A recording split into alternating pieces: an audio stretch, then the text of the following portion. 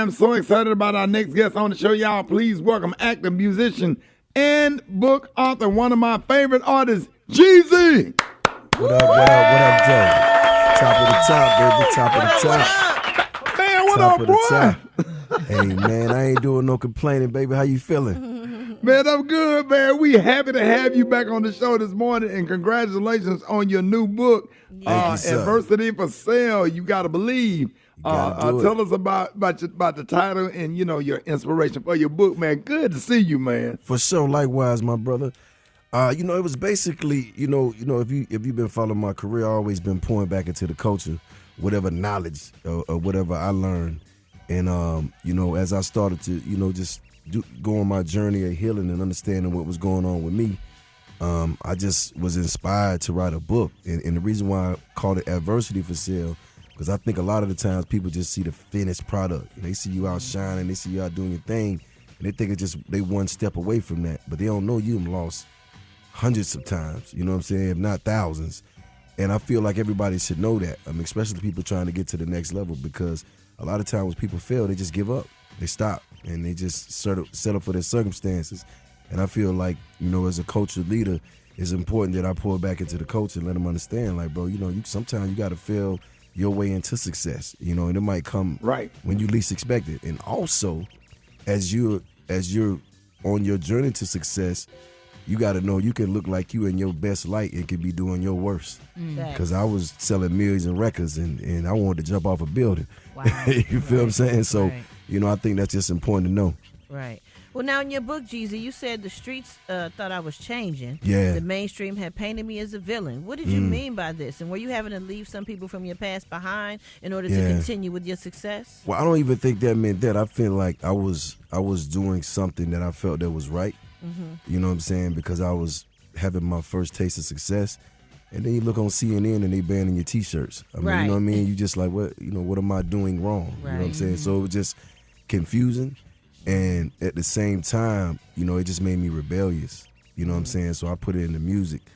And again, you know what I'm saying? You on top of the world, but the world really on top of you. Right. You know what I'm saying? So I was just really going through that moment of time where I was just really trying to, just figure out what my next move was. Yeah. And the crazy thing about it was, at that time, that's when the street started to catch up with me. So I really had no choice but to continue going. You know what I'm saying? Because if I stopped, we probably wouldn't be sitting here right now. I'd probably be sitting down, literally. Right. You feel me? Right. Yeah, Jeezy, you've been doing your thing for a long time. And to be in the business as long as you've been, it not only requires talent, but also resilience. You talk about financial misfortunes, losing friends, business partners, losing your voice. What would you say was that one point, your lowest point, where you had to trust your faith and keep pushing past adversity? Wow. I mean, losing my voice was a big one. I didn't have insurance. I was embarrassed about that because here I am, this guy who's, out here doing stadiums, and I don't got insurance. So that was a big one. Wow. And around that time, when I lost my voice, we didn't know if I was going to sound the same. So imagine you coming out of the streets, and you got this sound that everybody loved, and now you don't know if you're going to be able to do what you was born to do. Right. So that was a dark time for me, you know what I'm saying? And it definitely put me in a place where I was leaning towards my vices, you know what I'm saying? Yeah. Just trying to cope. And I would say that was a dark time. I would also say that I want to make sure I say this right because I said it wrong last time. I got I don't know what happened. I got Bell palsy, and my face was like crooked. paralyzed. Yeah, my face was paralyzed, and this was right after I finally got my voice back. Right, right, and it was like one of the things that I learned from that was I wasn't taking care of myself. Like my diet was Cristal and Waffle House. Right. I wasn't drinking water. You know what I'm saying? I wasn't working out, and my body just let me know, bro. You got to sit down. So imagine that you're on fire. You know what I'm saying? You got shows booked around the world, and you can't even go do them. So now I'm canceling shows. But the real part was that I didn't know if my face was going to come back. That was the scary part. You know what I'm saying? Yeah. Girls don't like a guy with a crooked face. It don't work. Makes you have money. Right. That's a little rough sometimes too, though. What was the thing that what helped you from kept you from like just losing hope with all of that going on? I just felt like I ain't had no choice. You know what I'm saying? There wasn't no turning back. I had already turned my back, on what I knew and that was another hard time as well. I don't think a lot of people understand, like, when you're a street guy and you have a reputation and you've done well for yourself in the streets and you have a name, it's kind of hard to turn your back on that and then go into something else where you're no one. Right. You know what I'm saying? You walking in the game, it's Luda, it's T.I., it's Andre 3000. Mm-hmm. Like you don't even have a skill set. It's like an identity crisis a little bit. 1,000%. Yeah. What do they call it? Imposter syndrome. 1,000%. Yeah, I was, man. It was real. And and it's nice that you're saying all this, admitting all this stuff, because this is what people don't realize.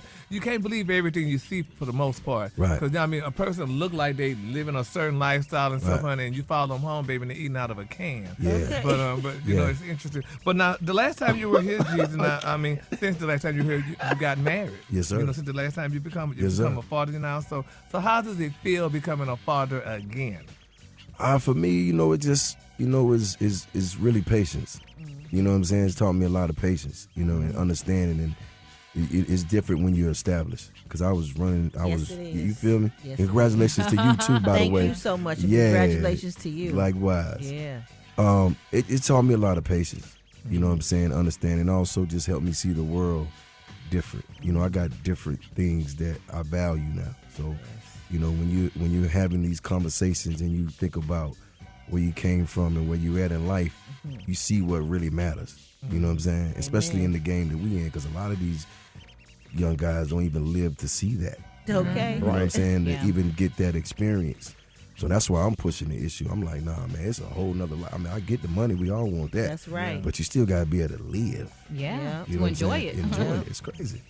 Yeah, we're gonna take some phone calls. Hey, Jeezy, last time I just saw you in person, me and my son Brandon was having lunch at this restaurant in Phipps Plaza, and you was sitting there with your son. Oh, and yeah, me and my yeah. son was walking out, and we Yeah. just strolled over there to the table, and you dapped us up. And Yes, my son was a huge fan of yours. And we got in the car. He was just hype, man. Yeah, Jesus, I said, calm down, shout it, calm down. You good? No, man. Thank you for being so nice, man. And Lord Jesus, the first time I ever heard that song, I used to have nothing, Yeah. And man, when you got to that lyric about sleeping on your grandmama's couch, that was when me, yeah. you, and Ice Cube did that show outside in Miami. Yes, sir. And man, me and Rock T, you was with me. Yes, man, sir. We were standing on the side of the stage when you got to that one lyric about sleeping on your grandmama's couch, man. Yes. I literally had tears. Wow. I broke down and started crying because I'm like, man, I felt all of that. All of that. I can't tell you how many nights I slept on my grandmama's couch, man. It's like you told my story, man. So that's like one of my brother. favorite songs. Man, I just love you and appreciate you, man. And every time we hear your music, especially like when you go to Birmingham, like everybody like Birmingham. Birmingham is like they love Young Jeezy and Master P for sure. For real. That's a little Birmingham. That's a fact. Yeah. You, Master P, and 8 Ball and MJG, y'all. We got more Young Jeezy. Yes, More sir. Young Jeezy coming up next. Rickey Smiley Morning Show.